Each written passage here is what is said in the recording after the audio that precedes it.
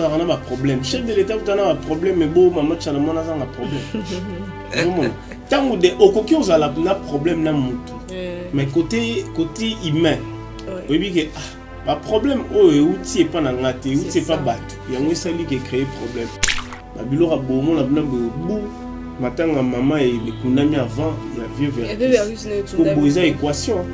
Pourquoi n'a bon et bim mais comment vous t'adaptes à ma tête? Boisa équation. Je connais ces ministres déjà, bah comment Luka matin a vu vers qui c'est bien mang. L'organisation l'État congolais, il faut se prendre en charge. Surtout le ministère de la culture et art. Ils vont perdre les grands artistes comme ça, comme Vieux Verki Saotodaï, 2 mois en gros, Sony. et si l'on a noté, le problème là, nous avons calé, Maman National accueilli. Bakolo wanengeni ne va se débarrasser dans l'affaire au banana. Que ceux qui paient les lots bakundi bien te, ils ont le droit neti pour diminuer valeur moya bassi. C'est ça. Il faut payer sa valeur wana makala tout ce comme makala.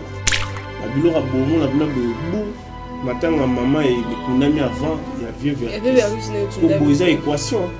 Pourquoi n'a d'un bon et bim mais comment vous t'adaptes à ma tête? Boisa équation. Je connais ces ministres déjà bah comment Luka matin a vu vers qui c'est bien mang. Toyebani ki mokolo na mbotama na yembanze mwana bebe mena nkufa toyebi tena na okende liboso ngai mwana nga liboso bipendo akufa ngai mama natikala abuta mwana akufa yuza la mais te fi mo be mwana ya bota et tu as bien sapé ndoina e moni ba vie loamo kendat eza bato pe bazala zala pe na mère parce que maman est moi regretter bango parce que baza bato oyo ko regretter. Mais lié à zoa idée à Rosangisa, Jibé Nawera, Kofina Wazekwa, Yena Mbilabel et les autres. Bah ça là, Maïcha pas. Parce que déjà nos artistes, bah dans la difficulté déjà à Kosanga. À l'époque, il y a déjà une initiative voilà. C'est que Baron au Batikali, bah ça la organisation et vous permettre lobby au sera kouei photo tombole parce que les lois la musique les biso so kouei.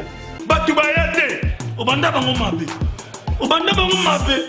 invitation pour la ardoise mais avec divin ba invitation en bois netika kabasali ya mona Joseph tata moboko le grand menuisier ba invitation en carton na ba fololo nango jardin de Dieu invitation ya boy bango ya mukolo fait tilata mabe maison divin a bosali binote a tchelibino promotion congolais à Pamba. Maison Given. Vous êtes trop amoureux du pays. Wow! Given. Vous exagérez.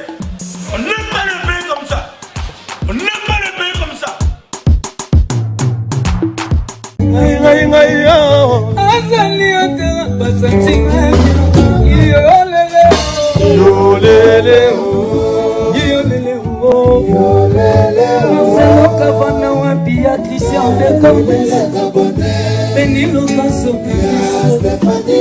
Lucasso, la Queen Bee, Madame Poutine à la présentation. Mesdames et messieurs, je vous dis bonjour et bonsoir. Cela dépend à l'heure à laquelle vous serez scotché, branché sur notre chaîne Congo et Sengo officielle plus télévision. Et je vous demande de vous abonner massivement dans notre chaîne. Je dis un grand merci à Ridi Bonteke, l'homme géant derrière la caméra. Voilà, et comme d'habitude, nous sommes venus, je suis là avec mes frères. Noir. En tout cas, tous en matin, tous là, ensemble, on a bandé, on a besoin d'artistes, les artistes musiciens. Ils ont matanga où ils y a continent Mobimba, ils ont matanga où ils y a Congo Mobimba. Nous avons perdu une légende, notre maman Tchala Moana. En tout cas, mes condoléances à sa famille biologique et tous les artistes congolais. Jean-Cy Luonda, bonjour. Je te salue affectueusement, Béni Locasso, et puis je salue Bob, je salue Rudy. Voilà. Je salue nos abonnés de Congo et Sengo officiel plus télévision. Là, je signale la présence de DG Aimé Moulopo. Je fais aussi des gros coucou. Bob, ça va? Ça va très bien avec vous? Oui, ça va. Merci beaucoup. D'accord. Nous nous voici noir. Dans le cadre de ma tanga, coïncidence. j'ai beaucoup pensé dans la Bisso et à Est. Il y a Est, puis ouais. Et puis aujourd'hui, la grande dame Tchalamoine Elisabeth, elle nous a quittés. Et puis voilà, ça va juste qui sait que on est ensemble avec la famille musicale, on est ensemble avec sa famille biologique. Et harmonie Bisso tellement. Aux Alarana Bango, on appelle que non, tout compatible, on est ensemble. Voilà. Donc, voilà. Personnellement, tu as connu Maman Tchalamoine. Ouais. Maman Tchalamoine, en 2000, naïbi déjà musique nekala. Je connais naïbi ma sirène. Naïbi mon belé, à l'époque à distance. Quand je suis entré dans le monde des médias, c'était une fois, nous à Mirador, quand je travaillais à Mirador, il y a une émission, Toto Anderson avait présenté j'ai oublié le nom, la dame, comme Kimi, il y a une émission, on a Mirador, il y a un côté au commandement. Zaki balambaka tout ça bayambaka pe Maman Tchalamoine à l'époque na monaraye et puis et ça la paix ngato na bandi ba émission na ngai ya chronique musicale je crois tourna yo koma na Baraka en 2016 on a tourné une émission avec émission en 2016 Ok. C'était en 2016. Voilà. C'était au date, ok, 8 ans passés. D'accord. C'était une grande émission où on a beaucoup parlé. On a tout un peu Maramaliwa, jour à Okende. Waouh. Mère Aïbsanga y habité. Habité. Partia ne peut pas m'aber, mais à boyer Mambaliwa. Yo ne c'est mère, ils ont prompté. Ok. On a peine encore Okende, les bossons. Mais il y a un jour Okende. Apparemment non banga ngo ezelo mo linga ki ngo te ya banga ngo te ma banga ngo pe ouais normalement pe parce que moni to bota mara après lobby to kufa après to kende pe na éternité ngo d'accord mais oliwe bang ça mututu parce que otala bato oyo zarana bango oyo bozara ensemble à chaque fois otika bango otika mbona yo otika ba palin otika mamona nyonso et surtout place on pose au kendo et kende wapi kuno kendo bande la vie à zéro kuno kozala nini est-ce que kuna cher kozala to esprit kaka donc moi je dirais à la famille je présente mes sincères condoléances et puis place maman qui a appelé Manakimia donc à servir Afrique et Belé à servir Congo et Belé. Donc, elle restera impérissable. Voilà, nous sommes là aussi avec Bob. Bob, quand tu as appris la mort de Maman Tchalamoine, ton impression par rapport à ça? Et ça qui vraiment tellement pas si il y a Woluka Sangwango parce que Maman Tchalamoine a vraiment biso tout na Congo. Donc son poids pesait beaucoup dans la musique, surtout du côté féminin. Donc batika qui tout le monde bazo peser dans la musique. Quand on a mis le genre na biso Maman Tchalamoine et puis Mbiliabel. Ben oui, et ça qui n'a vraiment pas si c'était ma maman qui coutunda informa qui nga. Téziana n'a confirmé en gros. Nathalie PG j'ai confirmé que elle n'était plus donc ça qui n'a vraiment tellement pas si vraiment parce que quand perdre un toit bongo na Congo awa sur Taliban nostalgie musique donc vraiment ils a vraiment pas si. D'accord, alors mais avant ça on va parler directement de ces problèmes. Il y a eu pasteur Denis Lessi qui avait déjà annoncé apparemment ils ont eu déjà ma vision sur la mort de Maman Tchalamoine. Il y a peut-être sur Hollanda émission en haut. Ouais, nayoka comment les gens disaient ils a habité on a bilo en Zambie ils a bilo kasha Zambie moi le pasteur Denis Lessi l'autre PC raison tout le monde ou anxieux l'onguaté t'es raison ou pas parce que maman si était souffrante d'accord donc nayebi na 2018 Tokutane une fois et pas prophète Kondé à Yakawana donc elle disait qu'elle était vraiment tellement malade. OK. Vive à prière kaka, vie aussi médecin et c'est la vie. Elle ne plus est-ce que Tokyo peut ça prophète raison qui est à Koufi. J'en suis loin. Bah le petit prophète Denis Lessi raison.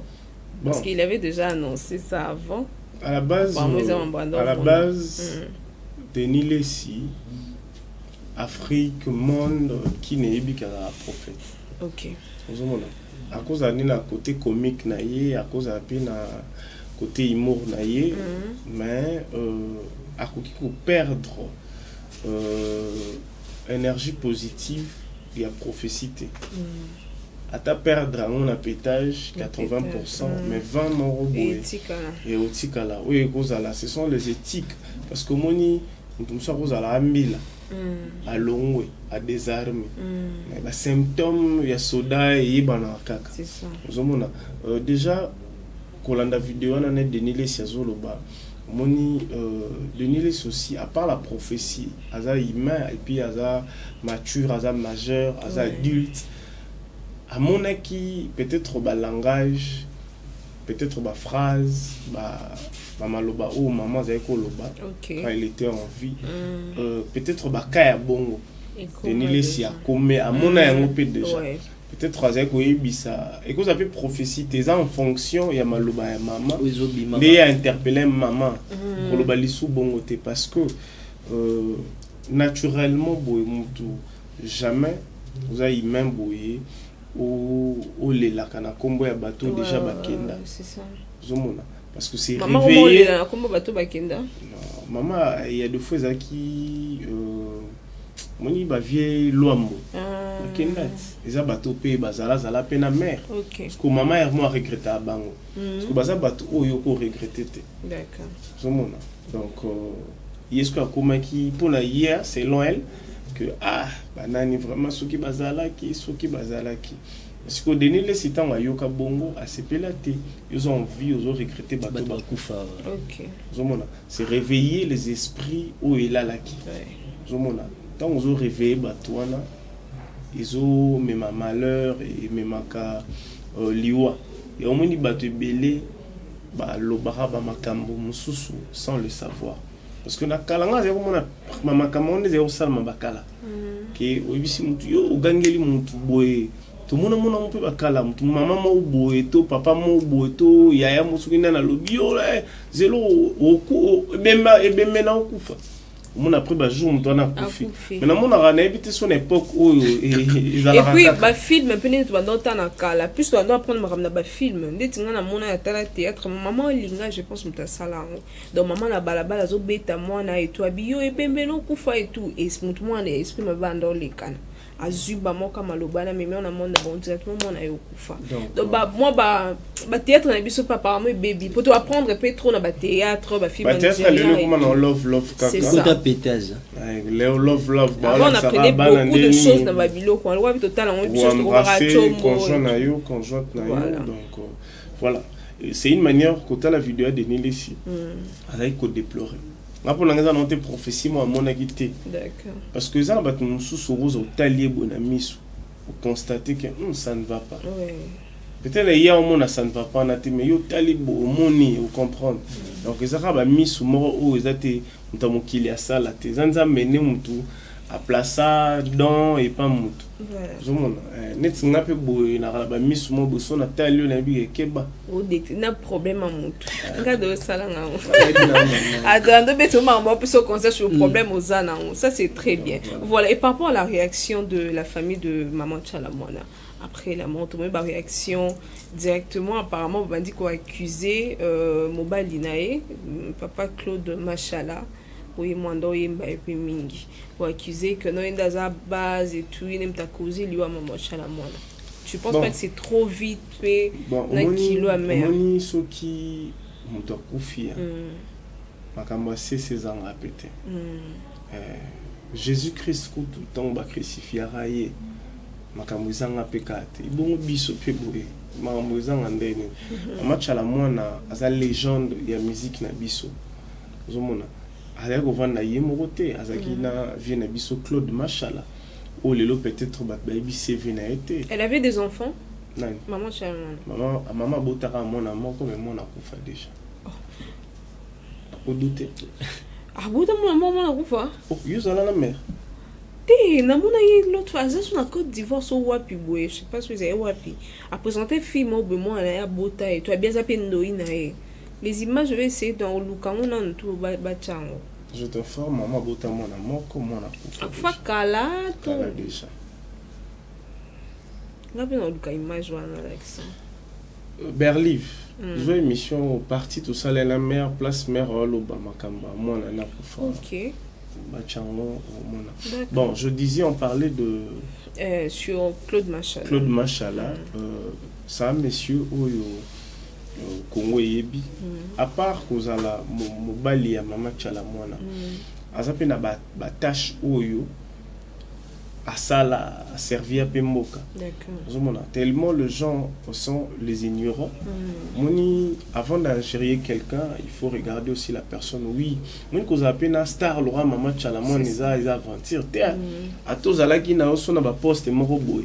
Mais Mama Chala Mwana azalaki na level mususu na star zomona parce que muto abimaka na star sous a star te za bon zomona ba star na ba star ba ebinde nini bazaka neti rebo dinos bi zomona mais siko Mama Chala Mwana na papa na biso Claude Machala ezalaki love parce que na moko na bango moko akei zomona ba lo bakaka soki pe Claude Mtakendaki soki Claude Mtakendaki ba pe benga ba loba pour ba benga ba chapena ke non il y a un musicien pour ba loba mise ba lira ba na bi so ba comme ça ba nini ba pe benga ba famille pe Claude ngesa nini ngelo zomona donc isa matanga na minute yo kolobela mama machala kolobela makamu susu eleka ya mama ils ont vraiment un impact pénaté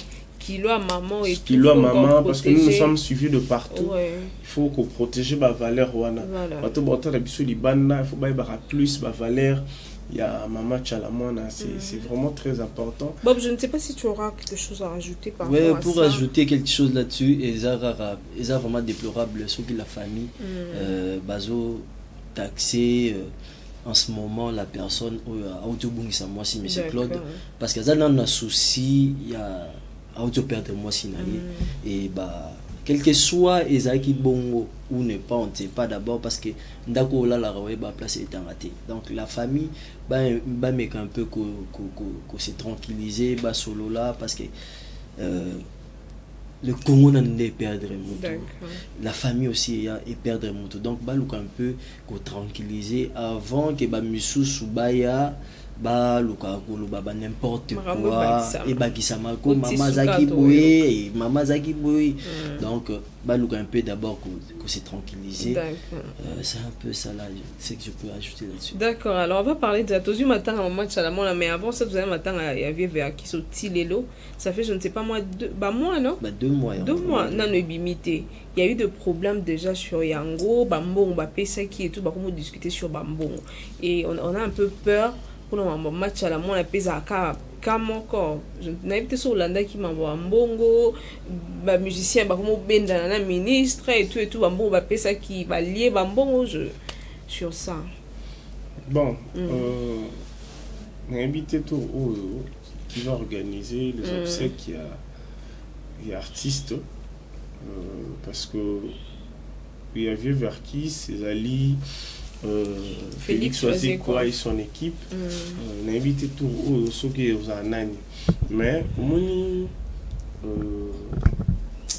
a raté tout bannir ma personnalité à bateau à Tabakoufi parce que Mama Chala Mwana 64 ans elle a fait beaucoup pour le Congo pour la musique congolaise pour l'Afrique donc il faut aller là dignement zomona totika ke nani mbongo bimi na ministère nini sali boy bakaboli bapesi ministre a payé 60 000 a payé na famille soit de maki 204 000 blo moi bon a payé 60 000 a payé na famille 10 000 a payé ba monsieur ba kabola problème yango wana donc bon ya matanga comme d'ailleurs au kabola 30 000 ba payé ba ça mama finir on doit arrêter makambo apparemment comme il cope ba kufa rapport ba on va lire il faut tout arrêter mamona parce que artiste on a biso ba mi benga ba grand prêtre ba mo on a batika rolandela ngote pour et mêler parce que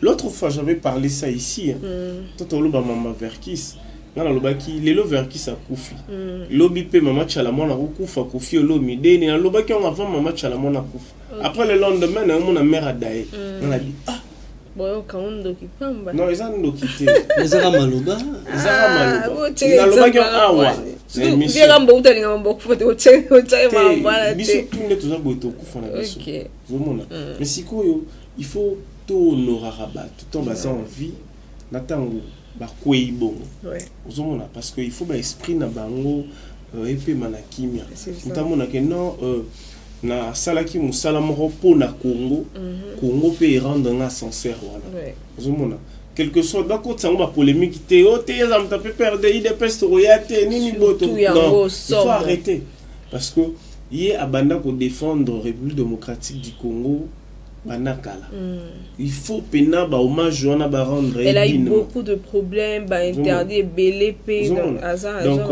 chacun de nous a choix na yé elle a fait son choix pour accompagner PPRD azala présidente Ligue de femmes et ça problème té mais à la base sinenge akoma makambo ya nini ya PPRD on c'est parce que azala artiste na mboka et puis aza parmi ba influente ya basi na mboka zomona parce que ceux qui paient lelo ba kundie bien té et ça le roi neti bo diminuer valeur mo ya basi c'est ça zomona il faut payer sa valeur wana makala tout ce que makala mutakufi to ba ndenge nini ba olela ngaku na obanga ba bilora bomo na bina bu matanga mama et le kunami avant il y a vieux Verkis ko boza équation pokuna da mbongo ebimi mais comment bota daba matata boza équation je connais ces ministres déjà ba komo luka matanga vieux Verkis ebima mangu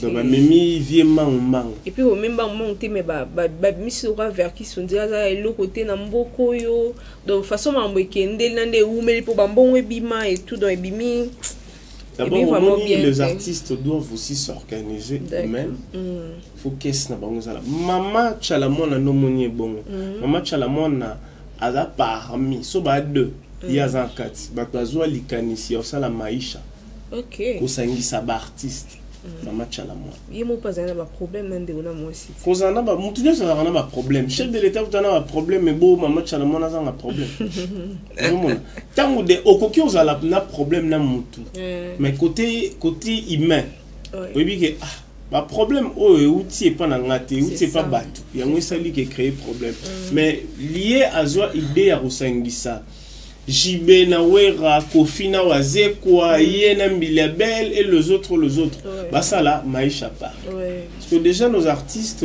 bah dans la difficulté déjà à kosangana zomona à l'époque il y a déjà initiative voilà siko bango o batikali bah ça la organisation et vous permettre lobby au sera kwei photo tombola parce que les la musique la biso so kwei il faut beaucoup la culture wana pe que non à ceux qui x a quoi biso to ko ya pe to sunga e poto tombola et puis bino bwana mbongo danger ndeto yoka bwana danger bwana mbongo pene danger bo pe abakara ya cher danger tara batu danger bana récolter bana ba université bon Felina les ba ça ba débat budget c'est grave donc bino we la ra faut intela somba jet faut somba boy mama matango aboyo tshaba mbongo te tout le monde artiste comédien a tango Diana Kufaki je te dis bango mo kaka batinda ba kokisa mbongo malonga avant que tout maman so maman olive puis ba na maman de ba aider bango donc ce beau ça l'organisation bon et ça peut bien vous avez soudé pour bien vous arabes panza na côté théâtre ils la bango ba mi théâtre balonga ba comment quand même na moi balonga pona ni maman olive on est kolonga et bango za non bango moko il faut pas ça noyau na bango organisation na bango parce que le lobo tona mama Chalamona tu souhaitais que l'obité nini bososko par exemple net aux abo mutu so akofi il faut bango moko déjà ba mi bongisaka ba dit que non déjà bona caisse na biso soki tozana événement boye tout on est loko boye to ibineni to ça nen to ça faut pas coacher la mutema et pas bateau parce que batu ba contribuer à la volonté na bango. Surtout les mboka yana ba problème STP na posa pe à soutien ba bande on a faire DC bazak na ba pe na besoin mbongo ba pe na besoin ya lisungi ya koto. Et puis combattant on ta la biso ceux qui peut au moni pe que non au moni combattant bundela ramboka parce que bazero bundisa ba artiste ni mama chalamona. Yona ki ba menaça makasi pe combattant menaça bon ndebo menaça pe bon mère pas kena pour sa ta contribution ya bien ba combattant botindi pet son des mères akelo ni changer na mboka elote des problèmes. Donc il y a des choses où d'abord le pouvoir le gouvernement en place il faut azala garant parce que tant ba organisation a boizo salema gouvernement central et bimisimo d'accord et puis c'est un ministère. Comment ministre arobimisa mbongo de sa part à pesi koto part organisation est comme bloqué parce que ba o batali kete ba o bazu ebele biso tozuki una famille pezota la babi comment ministre agozo autant à pesi biso 60 000 koto ba artiste pe ba ota la côté na bango 10 000 nana agozo combien et ça, l'organisation, l'État congolais, il faut se prendre en charge. Surtout le ministère de la Culture et Art. Ils vont perdre les grands artistes comme ça, comme Vieux Verki Saotodaï, 2 mois à Sony. Et si l'île a noté, le problème, nous avons calé, Mamou National accueilli. Non seulement ça, il y a encore le vieux Outa Kufa. Tile on aime tellement matin et ceux qui dab nani. Outa Kamuta trio de nani oyo. Caporal n'aime tilo bakundai.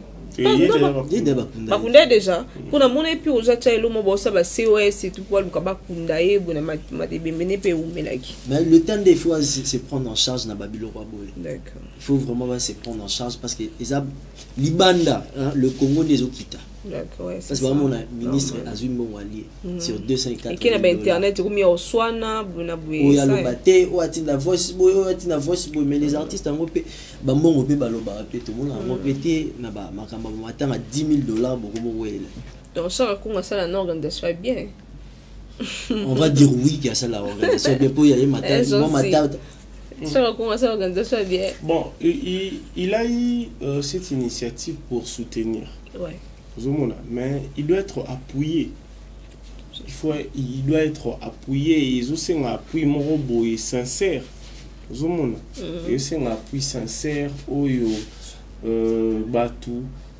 Tant ba omona que non chaque fois a une initiative mais congolais ko alingara déjà esprit de kipté. OK. Congolais alingara esprit de kipté oyo to sangana pour to sa elora malamu.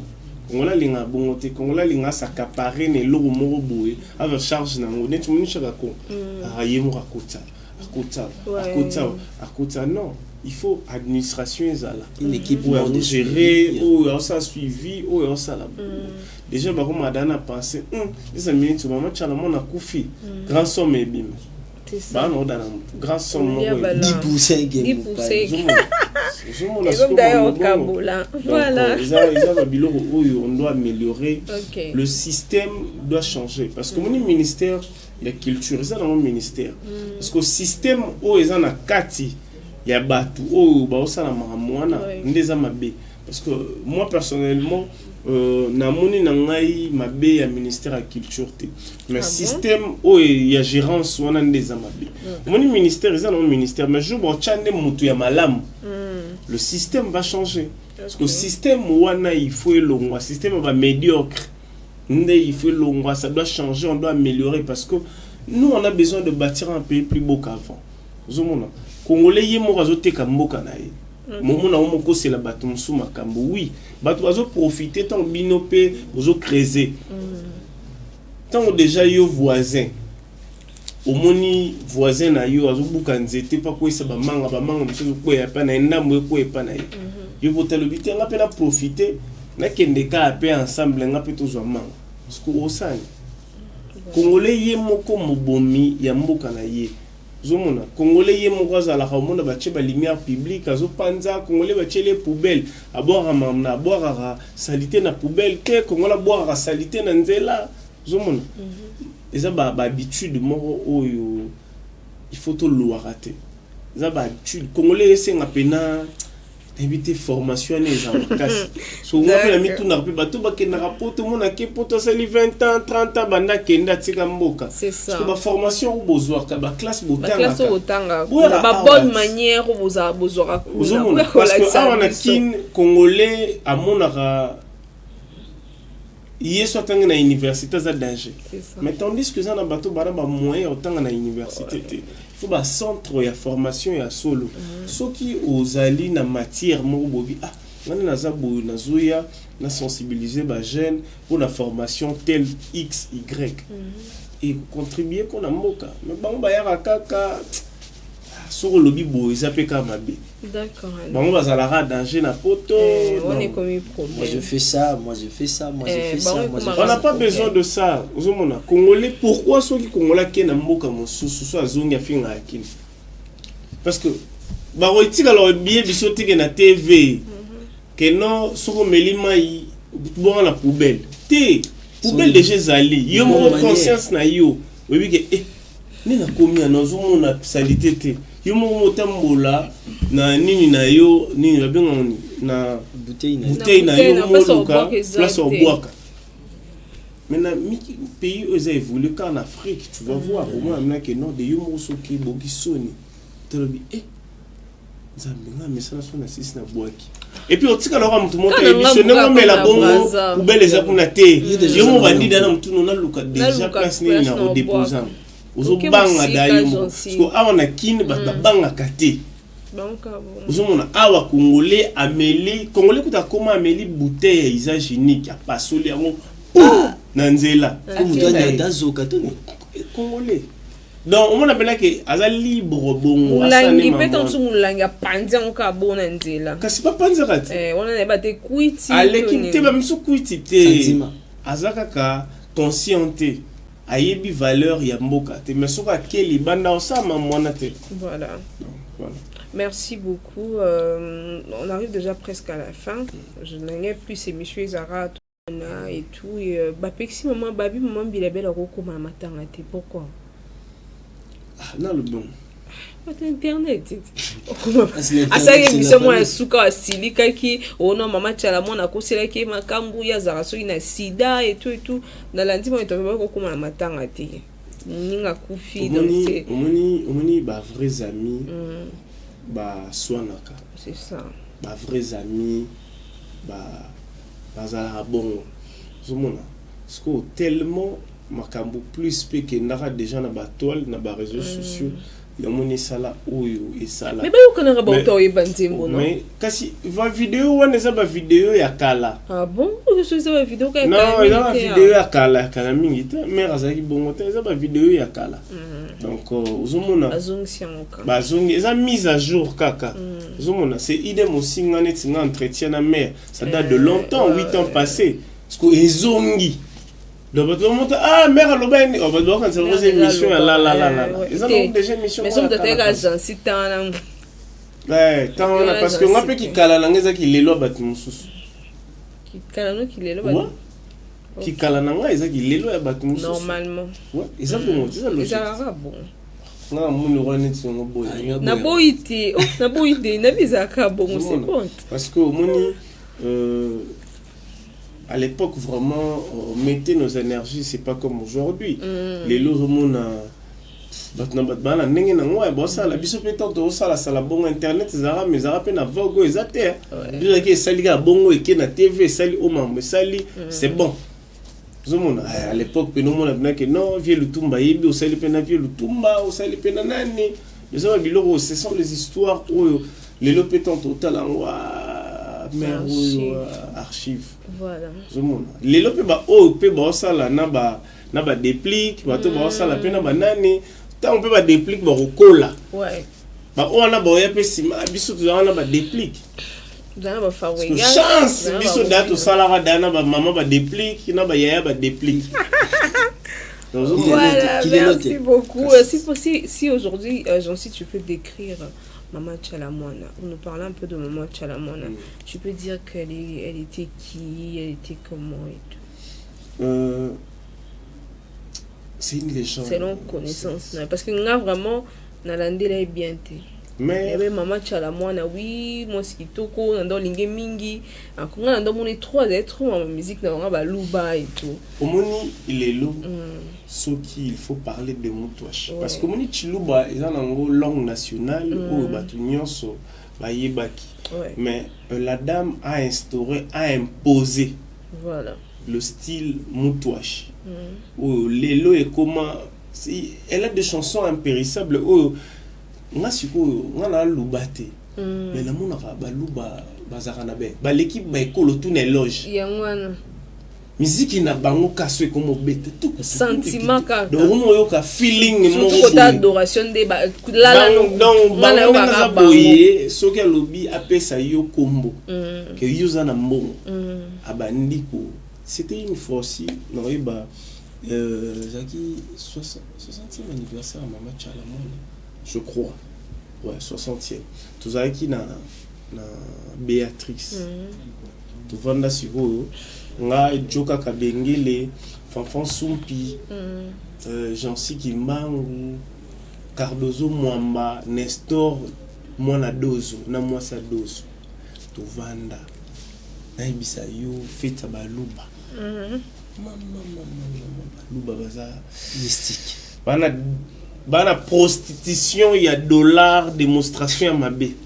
Parce que talara avait dozo, ba yuda, ba bandi ko bina na anniversaire à Mama Tchala.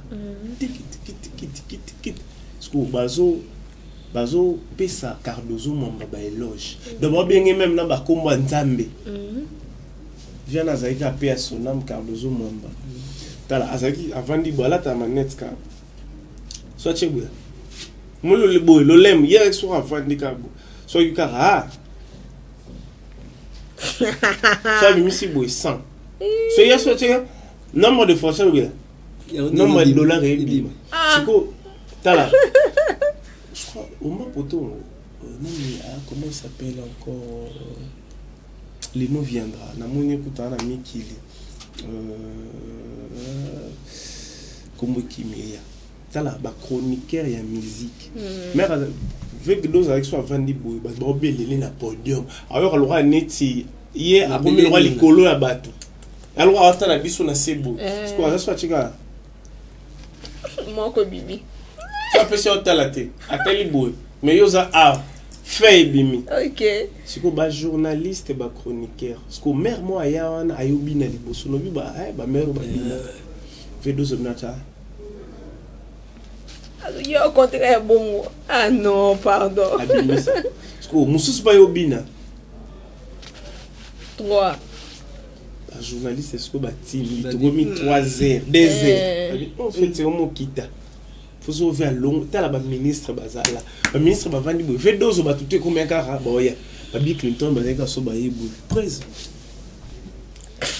Je suis à tout ça. Parce que ba journaliste tala te je va profiter fait. Ba journaliste ba mo yobine la vie. Journaliste ça veut danser. Tala son na danser. Il y a notre confrère Ayosa là na comment média Chanel Ayosa comment na chaîne YouTube voilà Night Boy. Ah comment on est okimanga pourquoi? Na minute à la Belgique oui. Ah ta manette va pembe comment on est là et ah comment okimanga boy. Ah on l'a pembe boy na bosanye. Abina. Ah va danser. Na yemka ba charisme bongo. C'est ça basé na feuille. Tu na so na kosi Fanfan soupe za akim. Fanfan zo mbongo. Maman, tout le monde a comment yobina. Fanfan m'anima la MC. Parce que Fanfan zo mona dollar et les cailles. Et les cailles peuvent profiter.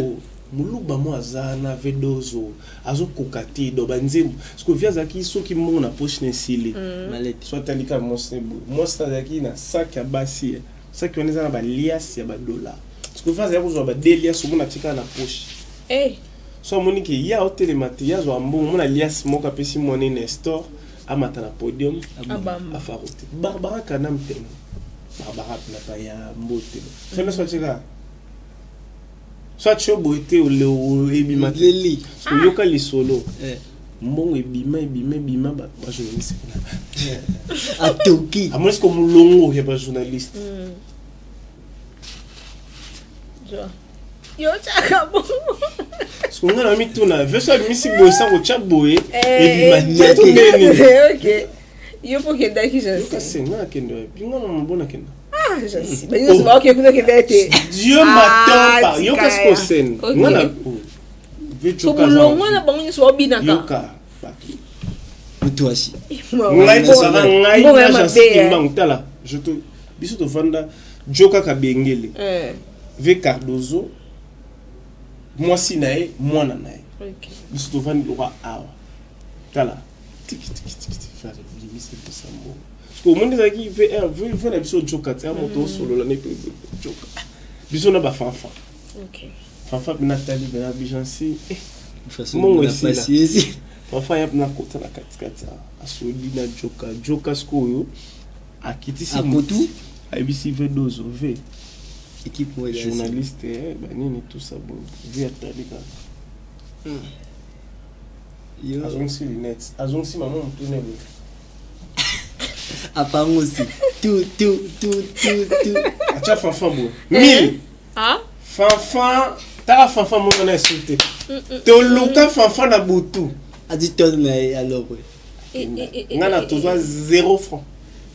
Biso Nesiko Moutera, c'est biso $200 Jean-Marie Kassamba. J'aime ça. Je te salue affectueusement. Donc, nous avons par rapport à l'éloge. Voilà. On a dépensé 50 000 la soirée Morora. Ouais.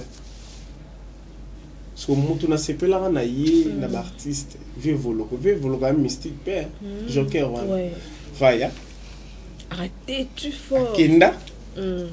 Au moins, nous avons nous signalons la présence d'un grand artiste Evoloko Joker. Nous avons vu tant que nous avons fait avant de à quel moment on soit plus cadeau soit par enveloppe à Bimazon. Evoloko na butu wana bamutu Evoloko ça va déjà bimaki. Faut te si l'italien était amélité le côté à Kendaki. Vieux mambalo beza solo. Donc voilà événement là pour nous ba balinga lokum lokum na bango nga lingango lo lendo time place baza il faut sentir maintenant que bali sauf que babi que use ambon ba ko bengo ba kana ba kombo na ba mo buchu kala viande ba belela ye na ba ni na la bi o ya lo prière so bi simbongo te esili so viande bi sambongo kele ba so on a mis ce que c'est là dans ma tanga moi grand prêtre tabaoya oko tala ba danse ba kobina eloge ba pe sa mère wana ata orchestre yé orchestre o neti na mama veut orchestre bazui $10,000 bango bazwa les bayuda du Congo sont là ba roya au salle. Voilà, merci beaucoup. On clôture déjà Jean-Sylvain Loda et puis Bob. Voilà, donc clôture déjà. Je ne sais pas si tu as quelque chose à dire pour la clôture. Ouais, nous avons toujours soudé. On a enseigné un artiste comme un musicien. L'artiste n'a pas vraiment soudé parce que Bobongi c'est sur mon national. J'ai vers qui ça a Koufa, mon national, sur Alandi. Donc vous avez soudé. On a zone sur Nalikambo, Baba qui a maman Ligabel. Aya matangate pour animer. Donc Mastanae accueilli donc à Rosala ba tenir regarder ba menacer mais ça m'envoie cabine mais comment les tous avez point tous ça m'a besoin na tina makala ils ont un tina donc tous à un peu tous en attitude wana mawa voilà to kabola mawa parce que Congo le sous est bon ici donc en Afrique Congo Afrique en Afrique t'es nabi en Afrique sur toi les pays minka ba congolais ne ba ba grand artiste à Congo donc vraiment pas si vraiment à Makassi. Donc c'est un peu ça on a que là-dessus. D'accord, alors non, clôture déjà. Cette émission c'était spécial le Mama Chalamwana pour rendre hommage à notre légende, la queen de Mutwashi, que son âme repose en paix. Jean-Sylvain Loda en clôture.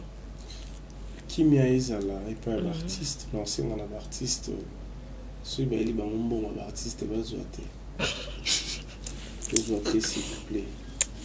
Bon mère na ndenge sengeli ozwate mais amta Koffi Olomide alela Koffi ta utayembela kaye Koffi Olomide bayambiye pour l'album na légende na TV5 Mais il a parlé de Maman Chalamon.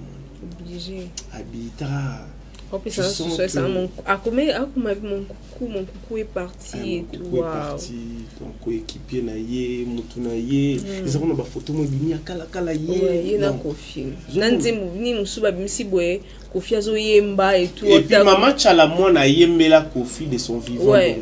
Ayembela. Ay salam nanzi mo ayembela pena Kofi.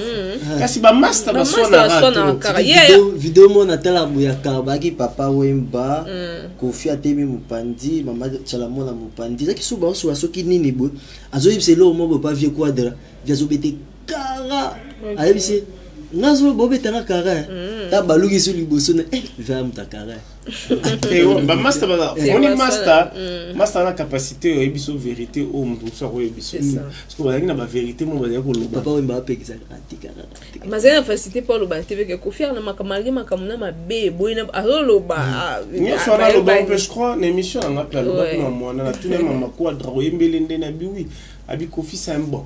Alge mamna mabe na lobité que mabe makambu na ye ya mabe mais c'est bon. Voilà. Parce que mon gars il y a la capacité au loba bon. Donc si au loba bon. D'accord, alors on clôture déjà ici, on se revoit à la prochaine, nos abonnés. Abonnez-vous massivement sur Congo SNG officiel plus télévision. Merci.